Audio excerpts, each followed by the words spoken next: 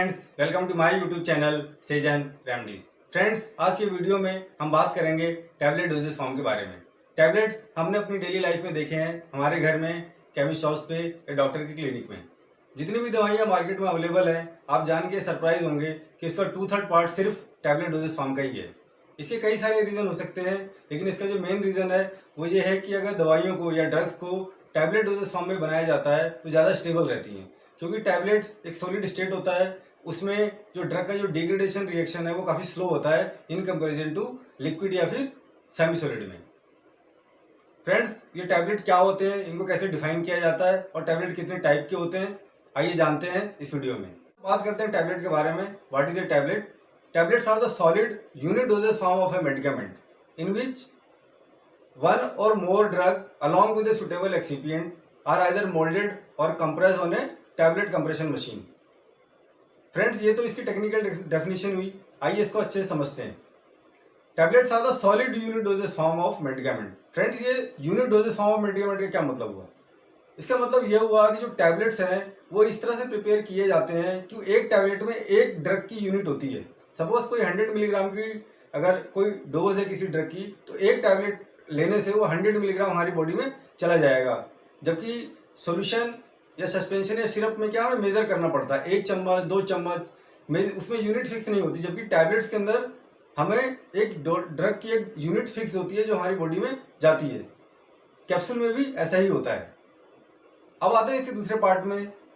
Tablets are the solid unit dosage form of a medicament in which one और more drug.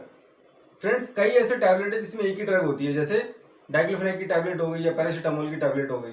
कुछ tablets ऐसे होते हैं जिसमें एक से ज़्यादा ड्रग होती हैं, जैसे मेटफॉर्मिन ग्लूप्राइड, उसमें 2 हो गई, या रिवाइटल की टैबलेट आप देख लीजिए, उसमें बहुत सारे एक्टिव इंग्रेडिएंट या ड्रग्स उसमें हैं।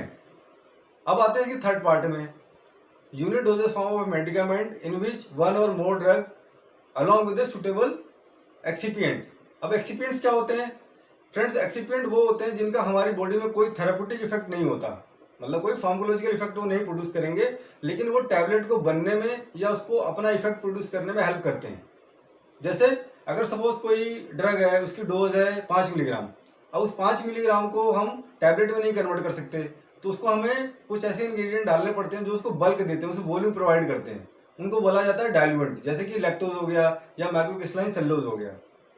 अब जब ड्रग और डाइल्यूएंट के पाउडर को मिक्स करते हैं तो उसको कंप्रेशन मशीन में ठीक से फ्लो नहीं हो पाता, तो उसके लिए उसको ग्रेन्यूल में हम कन्वर्ट करना पड़ता है। उसके लिए हमें बाइंडर लगता है, जैसे पॉलीविनाइल पैराडाउन या स्टार्च पेस्ट, जो उसको ग्रेन्युलर फॉर्म में कन्वर्ट करते हैं। कंप्रेशन के टाइम में ये पाउडर किसी कंप्रेशन मशीन के पार्ट में ना चिपके, इसके लिए हमें लुब्रिकेंट्स को ऐड करना पड़ता है, जैसे कि magnesium stearate, sodium sterile fumarate. ठीक है, उसके बाद जब टैबलेट बन जाता है और सपोज वो अपनी बॉडी में जाए तो टैबलेट को टूटना चाहिए जिससे ड्रग बाहर निकल सके तो टैबलेट से, तो उसमें ऐड करने पड़ते हैं डिसइंटीग्रेंट, जैसे सोडियम स्टार्च ग्लाइकोलेट या क्रॉस कामलो सोडियम, इस तरह के डिसइंटीग्रेंट उसमें ऐड करने पड़ते हैं।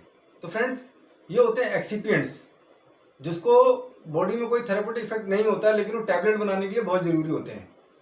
तो tablets are the solid unit dosage form of a medicament in which one or more drug along with the suitable excipients are either molded or compressed on a tablet compression machine. Friends, पुराने ज़माने में क्या होता था कि tablets को moulding करके बनाया जाता था। उस वक्त टेक्नोलॉजी एडवांस नहीं थी और टैबलेट कंप्रेशन मशीन नहीं थी। उसमें ड्रग और एक्सिपिएंट को मिक्स किया जाता और एक मोल्ड में रखा जाता था और उसको फिर ड्राई किया जाता था और बाद में फिर टैबलेट्स में निकल जाते थे बंद करके। लेकिन अभी काफ़ी एडवांस कंप्रेशन मशीन आ चुकी है रीजनेबल कॉस्ट पे, तो अभी टैबलेट कंप्रेशन मशीन ही यूज़ होती है। तो फ्रेंड, ये थी डेफिनेशन टैबलेट की। बात करते हैं टाइप्स ऑफ टैबलेट के बारे में। टैबलेट्स कितने टाइप्स के होते हैं? Based on the route of administration और function, tablets are mainly categorize into 4 main categories. इनके रूट ऑफ एडमिनिस्ट्रेशन और फंक्शन के बेसिस पे टैबलेट को 4 मेन कैटेगरी में कैटेगराइज किया गया है। इनको और भी कई तरीके से कैटेगराइज किया गया है, लेकिन आज हम इसी पे ही बात करेंगे। इसमें सबसे पहले आता है टैबलेट इंजेस्टेड ओरली, मतलब वो टैबलेट जिनको स्वेलो किया जाता है, जैसे film coated tablet, entry coated tablet, sugar coated tablet या कंप्रेशन कोटेड टैबलेट या च्यूएबल टैबलेट्स, ये सब इस कैटेगरी में आते हैं। दूसरी कैटेगरी है tablet use in oral cavities, जो कि मुंह के अंदर ही यूज हो जाते हैं, जैसे सबलिंगुअल टैबलेट जो जीभ के नीचे रखे जाते हैं, या बक्कल टैबलेट जिनको चीक्स और गम्स के बीच में रखा जाता है, या फिर लोजेंजेस या फिर डेंटल कोन्स जिनको दांतों में रखा जाता है। तीसरी कैटेगरी है tablets which are used by other route of administration, जिनको ओरल कैविटी या ओरल रूट के अलावा अदर रूट से दिया जाता है, जैसे वेजाइनल टैबलेट्स हो गए या फिर टैबलेट्स फॉर इम्प्लांट्स हो गए। इसकी चौथी कैटेगरी है tablet use for solution preparation, मतलब इन टैबलेट्स को पहले ग्लास ऑफ वाटर में एक सॉल्यूशन बनाया जाता है डाल करके, फिर उस सॉल्यूशन को पी लिया जाता है, जैसे इफरवेशन टैबलेट्स हो गए, डिस्पर्सिबल टैबलेट्स हो गए, टैबलेट ट्रिचरेट्स हो गए या हाइपोडर्मिक टैबलेट्स हो गए।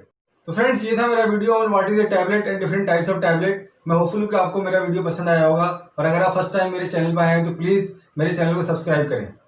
Thank you for watching.